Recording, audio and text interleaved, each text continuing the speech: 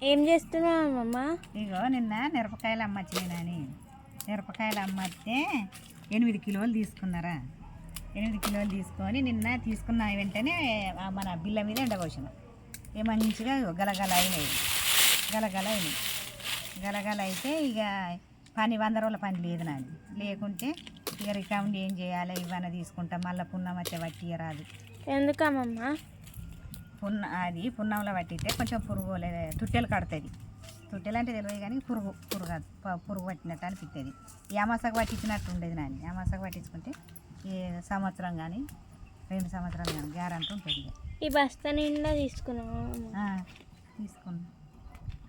ఈ బస్తా నిండా కారం అవుతుందా? కాదు, 8 కిలోలు తీసుకుంటే కిలో అన్న తరగపోతుంది.